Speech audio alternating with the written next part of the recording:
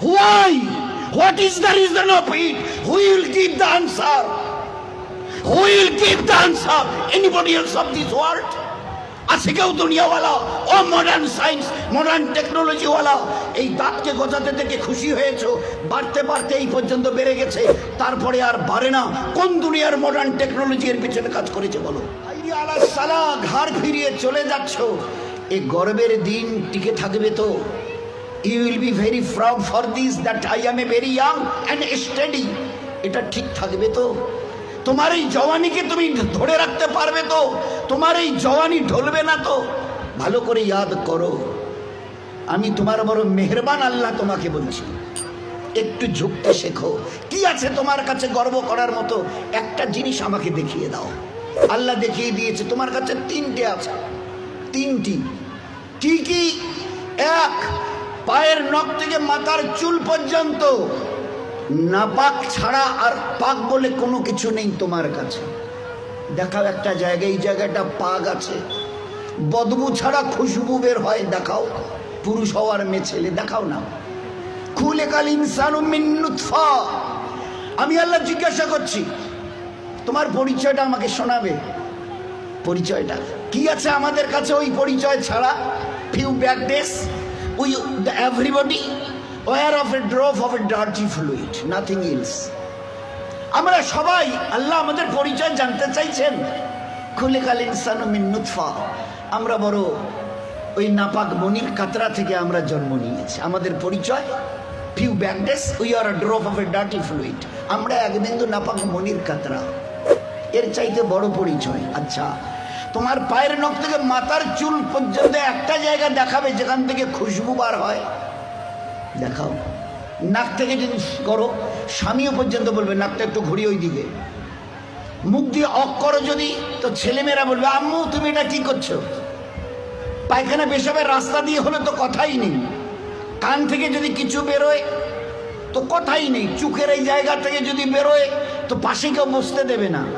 এরপরে পুরো শরীরের এক একটা লোমের গোড়া থেকে যদি একটু করে ঘাম বের হয়, তো আমার নিজের বিবি, নিজের বেটা বেটি বলবে না আব্বু, স্বামী একটু হাতটা দাও তো, একটু চুমু দি। চুমু দি, ঘাম বেরোচ্ছে তো, তুমি তো হাজারো হলে আমার স্বামী, তুমি তো আমাদের আব্বু, তা একটু দাও না, একটু চুমু দিই। কেউ সবাই আব্বু একটু হাতটা সরিয়ে নাও না, ঘাম বেরোচ্ছে। তোমার পরিচয় পায়ের নখ থেকে মাথার চুল পর্যন্ত বদবু ছাড়া কোথাও। তিন, খুলিকাল ইনসানু মিন জাইফা। তোমরা বড় দুর্বল। আমি জিজ্ঞাসা করছি, 3.5 হাতের একটা এইরকম শরীর, সুটাম চেহারা, আচ্ছা তোমার পিঠে কি বসে আছে? এইভাবে 2-3 বার দেখার পরে বলবে কই, দেখা তো যায় না। আচ্ছা, তা তুমি না খুব বুদ্ধির বড়াই করো, মডার্ন টেকনোলজি আর সায়েন্সের খুব গালগপ্প করো, তোমার নিজের পিঠে কি বসে আছে তুমি বলতে পারো না? বলে না, তা জানি না। আচ্ছা 10 মিনিট পরে তোমার পজিশন অবস্থা কি থাকবে জানো তুমি? বলে আমরা কিচ্ছু জানি না। বাজারে যাবে বলে ব্যাগ নিয়ে মোটর সাইকেলের হুকে আটকে দিয়ে স্টার্ট করে খালি বাজারে গিয়ে স্ট্যান্ড করে খালি পা দিয়ে স্ট্যান্ডটাকে খালি ঠিক করে দিয়েছে। পিছন থেকে একটা গাড়ি এসে ধাক্কা দিল আর সঙ্গে সঙ্গে ডেথ। লাশ নিয়ে বাড়ি চলে গেল। এসছিল বাজার করতে, বড় ঝোলা নিয়ে এসছিল, বড় আশা করে মেহমান অপেক্ষা করছে বাড়িতে। বাজার থেকে ব্যাগে বাজার যায়নি, তার লাশ চলে গেছে বাড়িতে। খুলিকাল ইনসানু মিন জাইফা। 4, আল্লাহ জিজ্ঞাসা করছে আব্দুর রহমান বয়স কত? হ্যাঁ আল্লাহ 42 চলছে। বাকি কত? I know nothing about my age. Nurjahan তোমার বয়স কত চলছে? আল্লাহ 45 চলছে। আচ্ছা এরপরে আর বাকি কত? তা আল্লাহ আমি কেমন করে বলবো? না তোমার নিজের বয়স। তাহলে তা তো জানি না। এই তো তোমার অবস্থা, এই তো তোমার অবস্থা। তুমি এক বিন্দু নাপাক, তুমি বড় দুর্বল, তুমি বড় বদবুদার, আর তুমি তোমার নিজের 10 মিনিট পরের অবস্থা তাও তোমার জানা নেই। এরপরেও যে আল্লাহ তোমাকে তিলে তিলে তার দয়ায় এই সেকেল সুরত আর এইরকম হায়াত দিয়েছে, একবারও তার কথা ভাবো না। একবারও তার কথা ভাবো না যে কত দয়ায় তিনি তোমাকে প্রতিপালিত করেছেন। দেখবেন সবাই আমরা তো ওই সময় থাকি না, ওখানে মেয়েরাই থাকে।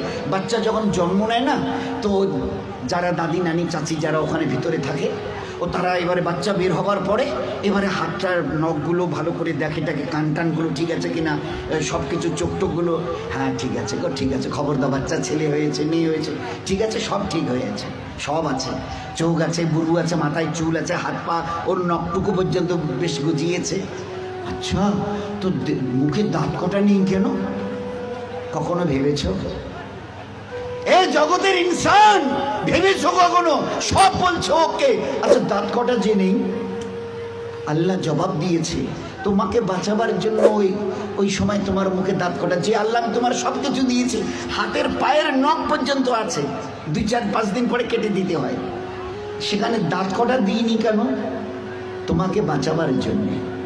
আমাকে চেনো আমি কত বড় মেহেরবান তোমার জন্যে, শুধু তোমাকে বাঁচানোর জন্যে। তোমার মায়ের পেট থেকে বেরিয়ে আসার সময় তোমার মুখে দাঁত কটা দেয়নি। যদি দাঁত কটা পেতে না, তো মায়ের সিনার ওই নরম গোশে স্তনে কামড় দিয়ে দিয়ে ক্ষতবিক্ষত ঘা করতে, 3-4 দিন ওইভাবে ঘা তাজা হওয়ার পরে মায়ের চোখের সামনে তুমি তরপাতে, জবাই করা মুরগিকে যেভাবে তরপাতে দেখো, ওইভাবে মায়ের সামনে তরপাতে, আর তরপাতে তরপাতে মরে যেতে তুমি।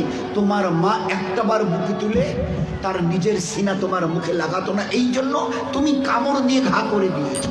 আমি বাঁচাবার জন্যে সব কিছু তোমার মায়ের পেটে বানিয়েছি, পুরো ফিগারের যা কিছু প্রয়োজন, each and everything has been given from myself, শুধুমাত্র except your teeth, তোমার দাঁত বাদ দিয়ে, যেখানে আমি তোমাকে আমার দয়ায় বাঁচাতে চাইছিলাম, ওই জন্য দাঁত কটা দিনই, নয়তো মায়ের স্তনকে কেটে ছিন্ন বিচ্ছিন্ন করতে, মায়ের চোখের সামনে তরপাতে তরপাতে তুমি মরে যেতে। একটাবার চিন্তা করেছো আমার কথা? তোমার প্রতি কত দয়া করেছি। ফের এই বাচ্চাটা হাদিসে পাকের মধ্যে এসে আস্তে আস্তে যখন বড় হয়, তার বুবুকে, ভাইকে, আব্বাকে কিছু খেতে দেখে, শব্দ এর কানে আসে, আমারও ওই রকম দাঁত থাকলে আমিও খেতাম। আল্লাহ বলে, হাদিসে পাকের কথা বলছি, আল্লাহ বলে তুই একটু সবর কর, সবর কর, কারণ এখন তোর অতটা হুশ আওয়াজ হয়নি, এখনই যদি দাঁত দিই মায়ের স্থানে কাপড় দিবি, একটু সবর কর, এই 7-8 মাস 9 মাস 10 মাস হোক না, একটু যখন, তারপরে আমি দাঁত দেবো। গোস্তের ওই নরম জায়গা থেকে আস্তে করে বাবা মা সব খুশি, আম্মা তোমার নাতির দাঁত গজিয়েছে শুনেছ? আচ্ছা, 2টো দাঁত গজিয়েছে, তো উঠতে দেখে সবাই খুশি। আচ্ছা কখনো ভেবেছো এই দাঁতটা বাড়তে বাড়তে এই পর্যন্ত বারবার পরে আর বাড়ে না? Why? What is the reason of it? Who will give the answer? Who will give the answer? Anybody else of this world? আছে কেউ দুনিয়াওয়ালা, ও মডার্ন সায়েন্স মডার্ন টেকনোলজিওয়ালা, এই দাঁতকে গজাতে থেকে খুশি হয়েছো? বাড়তে বাড়তে এই পর্যন্ত বেড়ে গেছে, তারপরে আর বাড়ে না। কোন দুনিয়ার মডার্ন টেকনোলজি এর পিছনে কাজ করেছে বলো? বলো না। তো দেখেছো আমার দয়া? তারপরেও যদি যেভাবে বাড়ছিল, যদি আর 6টা মাস বাড়তো না, তোমার নিজের চেহারা আয়নায় দেখলে তুমি একবার দেখে আটকে উঠে বেহুশ হয়ে মরে যেতে, অজ্ঞান হয়ে মরে যেতে। কি বিকট চেহারা, নিচের দাঁতগুলো বেড়ে গিয়ে এইরকম, উপরের দাঁতগুলো বেড়ে গিয়ে এইরকম হতো তোমার চেহারাটা, বিকট একটা চেহারা হতো। আমি ওটাকে কন্ট্রোল করেছি। এই বাচ্চা তখন 7-8-10 মাসের, 1 বছর 1.5 বছরের বাচ্চা দেখে দাদা কি যেন, ভাইজান যেন কি কর্মর করে চিবোচ্ছে, বুবু যেন কি একটা খাচ্ছে শক্ত মতো, আব্বু যেন কি একটা শক্ত মতো চিবোচ্ছে, শোনা যাচ্ছে। আসমান থেকে আওয়াজ আসে, তুই একটু সবর কর না, তোকে হালকা জিনিস খাওয়াবার জন্য যে দাঁতটা এখন দিয়েছে ওটার নাম হচ্ছে দুধ দাঁত, এর ক্যাপাসিটি কম, হালকা জিনিস চিবোতে পারবি, শক্ত জিনিস চিবোলে না ও দাঁত ভেঙে যাবে, তো তুই একটু সবর কর। ফের কদিন পরে একটা করে নড়া শুরু করে, আম্মু এ দাঁতটা নড়ছে, ফের একটা একটা করে 32 টাকা আমি ট্রান্সফার করি, ফের ওখান থেকে গজানো শুরু করি। এইবারে তুমি নিজের দাঁত দিয়ে যত শক্ত হাড় হোক, পেয়ারা হোক, যা কিছু মন চায় খুব কর্মড়িয়ে চিবিয়ে খাও, কোনো অসুবিধা হবে না। এত বড় দয়ার দান দেখেও তুমি একটাবার আমার সামনে ঝুঁকাবে না? আচ্ছা আমার কাছে তোমাকে ফিরে আসতে হবে না? বলো বলো যে ফিরবে না, ফিরবে না। আজ তুমি আস্তিন গোটাও, লাল চোখ দেখাও, আমার জমিনে দর্প ভরে পা রেখে চলো। আচ্ছা তোমার কি মনে হয় তুমি আমার সঙ্গে মোকাবেলায় আসবে? আসবে? তোমাকে সেজদা করতে, না না ওসব আমাদের দ্বারা হবে না। হয় হয় হয় কি আছে তোমার কাছে গর্ব করার মতো? আর আমার সঙ্গে তুমি পাল্লা দেবে, মোকাবেলায় আসবে, কি আছে তোমার কাছে বলো? মাস আজকের যেটা ফুলছে মাসল, এটাকে না আর এই দিকে ঝোলা মানে ফুলাতে পারবে না। শত চেষ্টা যদি করো তো উপরের দিকে নয় নিচের দিকে ঝুলে থাকবে। যে দাঁত আজকে কর্মড়িয়ে অন্যের দিকে লাল চোখ করে তাকাও, এই চোখ আজ বাদে কাল ঝাপসা হবে। এ দাঁত তোমার কাছ থেকে তোমাকে জিজ্ঞাসা না করে বিদায় নেবে। এ কালো চুল তোমাকে না বলে সাদা হবে। এ শক্ত বডির মাসল এ তোমাকে না জিজ্ঞাসা করে গোস্ত আস্তে আস্তে চামড়া ঝুলে থাকা শুরু হবে। আমার কাছে কি তোমার কাছে আছে মোকাবেলা করার মতো? কিছুই আমি করব না, শুধু তোমার বয়সটুকুকে একটু যদি বাড়িয়ে দিই। ও আম্মেরহু নুন্নাক্কিসহু ফিল খালক, মায়ের পেট থেকে বের হয়ে যেভাবে মুখ থুবড়ে পড়েছিলে, নিজের পায়খানা নিজের হাতে ওইভাবে ছেনিয়ে নিজের মুখে দিয়েছিলে না, আমাকে তুমি কি দেখতে চাও? একটু যদি হায়াতটুকু বাড়িয়ে দিই, মুখ থুবড়ে পড়ে থাকতে হবে। পাশ দিয়ে কেউ হেঁটে যেতে রাজি হবে না, কারণ দেখলেই বলবে কেউ আমি একটু বাথরুম যাবো, আমার একটু হাতটা ধরে তুলে দাও তো। কেন কি তোমার ওই পিছনের দিন কটা মাসেল ফুলানো, লাল চোখ করা, জমিনে দর্প ভরে চলার ওই দিনগুলো কোথায় গেল আমি জানতে চাইছি। বলো না, আমি কিচ্ছু করবো না। একটা হাতি যদি এসে মশাকে বলে আরে তুই নাকি আমার সঙ্গে নাকি পাল্লা দিবি, তা আমি তো চিন্তা করে কুল পাচ্ছি না, তোকে যে মারবো কোথায় মারবো? আচ্ছা, একটা হাতি যদি মশাকে মারতে চায় কোথায় লাদ মারবে বলেন তো? তো আল্লাহ যদি আমাদের মতো 3 হাতের একটা কমজোর নাপাক ইনসানকে আল্লাহ যদি টোকা দিতে চায়, তো আল্লাহ কি জিজ্ঞেস তোর কোথায় টোকা দেবো বলতো? আমি আল্লাহ শত আসমান জমিনকে একদিন আমি আমার হাতের তালুতে নেব। লিল্লাহিল ওয়াহিদিল কাহার, শত আসমান ও জমিনকে আমি একদিন আমার হাতের তালুতে। ও আল্লাহ কত বড়! আর ওই আল্লাহর মোকাবেলায় যদি আমি আসি তো আল্লাহ কি বলবে? ওই হাতির মতো মশাটাকে যদি বলে আরে তোরে আমি কোথায় ধরি আর কোথায় মারি বলতো? আর এই মশা যদি দ্বন্দ্ব নেয়, হ্যাঁ হ্যাঁ আসেন না, হোক মোকাবেলা হয়ে যাবে। তো বলেন আজকের খুব চিন্তা করেন, আমি যদি হায়াতটুকু বাড়িয়ে দিই, মুখ থুবড়ে পড়ে থাকবে আর নিজের হাতে পায়খানা ছানবে, পাশ দিয়ে কেউ যেতে রাজি হবে না। ওই দেখলে ডাকবে শুতে মুখানা ধরো তো না, বাথরুম না বসি তোলো তো। কেন তোমার ওই দিনগুলো কোথায় গেল? এইরকম বুক ঠুকা দিনগুলো তোমার কোথায় গেল? দোস্ত, ও দিন আসবে, ফের দুনিয়া থেকে বিদায় নিয়ে খোদার কাছে ফিরে যেতে হবে। আল্লাহ কুল্লু নাফসিন যায়কাতুল মাউত সুম্মা ইলাইনা তুরজাউন। কে আছো দুনিয়ায়? ঝুপড়িওয়ালার কুরসিওয়ালা কে আছো যে আমার কাছে আসবে না? শেষ কথাটা অনুরোধের সঙ্গে, আমরা যত ভাই এখানে এসছি, প্যান্ডেলের ভিতরে বাইরে, আমাদের যত মা বোন ওখানে ভিতরে আছে, তারা সবাই একটা কথার উত্তর দিই, নিজের ইচ্ছায় আমি দুনিয়ায় এসেছি, কারো উপরে ভরসা করে নয়, ডিপেন্ড করে। আমি আমার নিজের ইচ্ছায় এসেছি। এরকম বলনেওয়ালা কারা কারা আছে একটু হাত তুলে দেখাবেন দয়া করে। আমরা পুরুষরা, আমাদের ওখানে পর্দার ভিতরের মা বোনেরা, আমি আমার নিজের ইচ্ছায় এসেছি, যেদিন আমার মন চাইবে আমি নিজের ইচ্ছায় যাব। আছে কেউ একথা বলনেওয়ালা দুনিয়ায় এরকম বাহাদুর? আমরা কেউ আসিনি, আমাদেরকে পাঠানো হয়েছে। উই হ্যাভ নট কাম, আমরা আসিনি, আমাদেরকে পাঠানো হয়েছে। আমরা ইচ্ছা করে যেতে চাইলে ইচ্ছা করে যেতেও পর্যন্ত পারবো না। তিনি যেদিন ডাক দেবেন আব্দুর রহমান আয়, তো শত সহস্র বাঁধনকে ছিন্ন করে চলে যেতে হবে। সকিনা রহিমা আয়, তো সমস্ত চোখের পানিকে ভাসিয়ে দিয়ে ওদেরকে চলে যেতে হবে। আমরা কেউ আসিনি, আমাদের পাঠানো হয়েছে।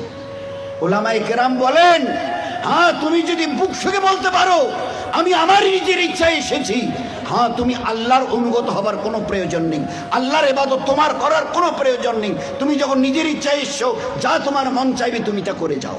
হ্যাঁ, যদি বলো যে না আমি আমার নিজের ইচ্ছায় তো আসিনি, আমার দয়ালু আল্লাহ আমাকে বড় মেহেরবানি করে মানুষ করে দুনিয়ায় পাঠিয়েছেন, হয় আমি পুরুষ অথবা মেয়ে ছেলে, আজ এই 20, 30, 40, 50 বছরের হায়াত আমার, এই যে এটা আমি পেয়েছি, এটাও আল্লাহ পাকের আমার বড় দয়া মেহেরবানি। তা যদি না হতো তো আমার আল্লাহ যদি দেখতে চাইতেন আমার মায়ের পেটে থাকাকালীন আল্লাহ ওখান থেকে আমাকে বিদায় করে দিতে পারতো। বহু বাচ্চা মায়ের পেট থেকে ওইখানে বিদায় নিয়ে চলে গেছে, এক ঝলক আল্লাহ দুনিয়া দেখতে দেয়নি। কি বলতে চাই যে আল্লাহ আমাদের সঙ্গে বড় দুর্ব্যবহার করেছে হায়াত দিয়ে। তো আল্লাহ বলতে চায় যে তাহলে তুমি কি বলতে চাও আমি একটু ভুল করেছি? নাউজুবিল্লাহ। হায়াত দিয়ে, জওয়ানি দিয়ে, তাকত দিয়ে, ইচ্ছা যদি আমি করতাম না, মায়ের পেটে মোরা বাচ্চাকে তোমাকে বের হয়ে আসতে হতো, এক ঝলক দুনিয়া দেখতে পারতে না। এই জন্যে আমরা যারা সাথী পুরুষরা আছি, আমরা যারা পর্দার ভিতরে মা বোনেরা আছি, একটু আল্লাহকে চিনতে চেষ্টা করি। আমরা আসিনি, দয়া করে আল্লাহ পাঠিয়েছে। যেতে চাইলেও নিজের ইচ্ছায় যেতে পারবো না, আল্লাহ যেদিন ডাক দেবে যেতে হবে। আসা যাওয়া দুটোই যখন আল্লাহর ইচ্ছায়, তো মাঝখানের এই কটা দিন নিজের ইচ্ছায় চলে জীবনটাকে যেন বরবাদ না করি।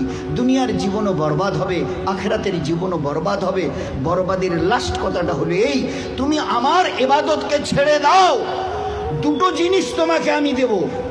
এক, যতদিন দুনিয়ায় বেঁচে থাকবে, চাहे পুরুষ হও অথবা মেয়ে ছেলে, আমার ইজ্জত জালালের কসম, দুনিয়ায় তোমার জীবন যাবে অশান্তির আগুনে জ্বলতে, মরণের পরে তোমার জীবন যাবে জাহান্নামের আগুনে জ্বলতে।